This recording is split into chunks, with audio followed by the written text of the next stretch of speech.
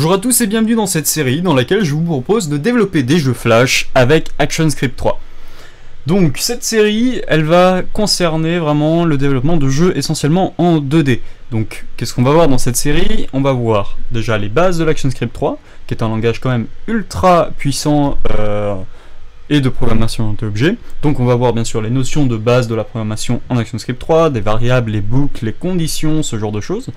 Ensuite, on évoluera d'un pas et on ira voir les notions de programmation orientée objet, donc comment écrire des classes dans les fichiers externes liés à des symboles, etc.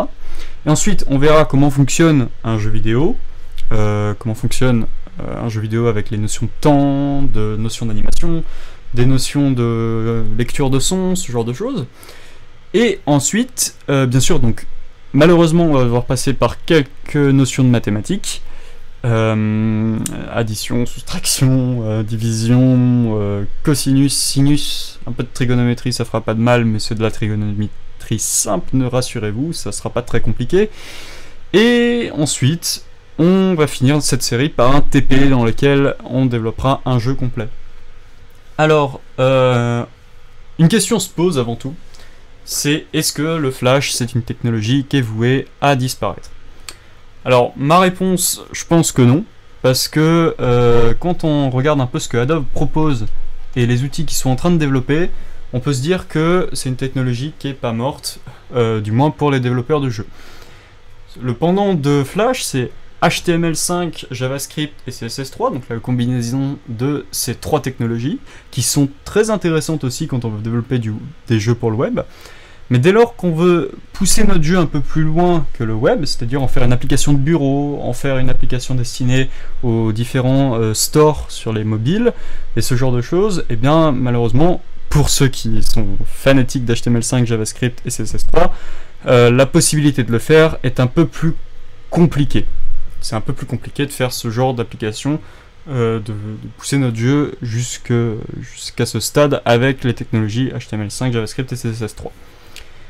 Je dirais un autre avantage de Flash, c'est que, outre le fait qu'il soit cross-platform, et que quand j'entends cross-platform, c'est-à-dire que le jeu tournera vraiment à l'identique sur Windows, Mac, Linux, iOS, Android, BlackBerry, mais vraiment à l'identique.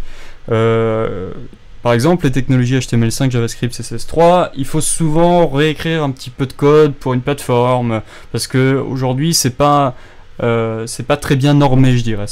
C'est encore un petit peu le fouillis. Ça va venir petit à petit. Ces technologies sont bien sûr des technologies émergentes qui vont selon moi cohabiter avec Flash, mais pour l'instant c'est pas encore le meilleur choix quand on veut développer des jeux. C'est encore, je dirais, un peu du bricolage actuellement, l'HTML5, le CSS3 et le JavaScript. Cependant, bien sûr, il y a de plus en plus de frameworks destinés aux jeux vidéo qui commencent à venir pour ces technologies. Mais Flash restera pour moi encore une technologie pour le jeu vidéo qui est vraiment très intéressante. Et puis c'est surtout, je dirais, la facilité de développement et la facilité de mettre en place un projet de jeu avec Flash. C'est-à-dire que très rapidement, en un clic et en quelques petits formulaires, vous allez pouvoir générer une application iOS sans modifier une ligne de code. C'est quand même relativement aisé et il n'y a pas beaucoup aujourd'hui de technologies qui permettent de faire ça. Sans compter que l'ActionScript 3, qui est le langage de Flash, est quand même relativement complexe et poussé, et que l'API de l'ActionScript 3 est quand même bien pensée derrière, et surtout vraiment optimale pour développer du jeu. Je parle notamment de la gestion des différents objets sur la scène, avec le display object, ce genre de choses. Et puis aussi, c'est relativement rapide de développer un jeu avec Flash, ce qui est quand même un énorme avantage. Alors c'est aussi rapide de développer un jeu avec HTML5, JavaScript, CSS3, bien sûr, tout dépendra du projet qu'on veut faire, dans les deux cas, hein, bien sûr. Si on veut redévelopper un League of Legends ou un Counter-Strike, ça va quand même être très compliqué de le faire rapidement. Sinon, pour l'avenir, sachez que Adobe, vous pouvez aller sur gaming.adobe.com, qui est une page assez intéressante, est en train de développer, ou vient de finir de développer, je ne sais plus exactement, certains outils, comme par exemple l'Open Source Flash C++ Compiler, qui sont des outils extrêmement intéressants quand vous développez des applications C++, qui vont vous permettre de publier vos applications C++, de les compiler pour le Flash Player.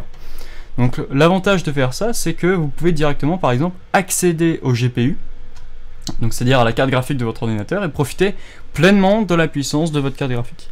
Donc c'est quand même des outils qui sont, eh bien, pour le développeur de jeux, relativement intéressants. Pour vous citer des sociétés comme Rovio qui développent Angry Birds ou par exemple Farmville ont choisi la technologie Flash pour différentes publications de leurs jeux. Donc c'est quand même, je pense que si eux ils choisissent de faire leur jeu en Flash, c'est qu'il y a une raison, c'est qu'il y a des avantages. Et je pense que c'est pas une mauvaise chose quand même de se pencher vers le Flash pour développer des jeux. Alors je me répète beaucoup, mais je dis souvent pour développer des jeux, parce que dès lors que par exemple vous voulez développer des sites web, Flash sera pas forcément la meilleure solution, parce que c'est pas forcément, ça va pas viser une grande population pour le site web, c'est-à-dire que si vous voulez lire un site web en Flash sur un mobile, c'est pas possible actuellement, parce que, sur un mobile, du moins sur un iPhone ou un iPad, du moins les technologies d'Apple, c'est pas possible parce que, Apple refuse le Flash sur ses machines, refuse le Flash Player sur ses appareils. Donc, il faut savoir, je pense, choisir la technologie qui nous intéresse. Et dans notre cas, moi je vous propose de découvrir Flash pour développer du jeu en 2D. Alors il est possible aussi de développer des jeux 3D avec Flash, avec la nouvelle techno qui vient de sortir qui s'appelle Stage 3D, enfin la nouvelle partie de l'API de Flash qui s'appelle Stage 3D, qui est assez puissante mais je me suis pas encore penché dessus. Mais bon, après pour le jeu 3D, c'est quand même plus préférable d'utiliser des moteurs qui ont fait leur preuve dans ce domaine, encore une fois dans le domaine de la 3D, tels que Unity, UDK, CryEngine. Après tout dépendra de l'ampleur de votre projet bien sûr. Cependant, je vous propose donc, pour finir, de développer un jeu en 2D avec Flash et de voir tout le chemin qu'il va falloir parcourir pour apprendre cette technologie. Merci de m'avoir écouté, je vous donne rendez-vous dans la prochaine vidéo dans laquelle nous allons parler des outils dont nous aurons besoin tout au long de cette série. A plus.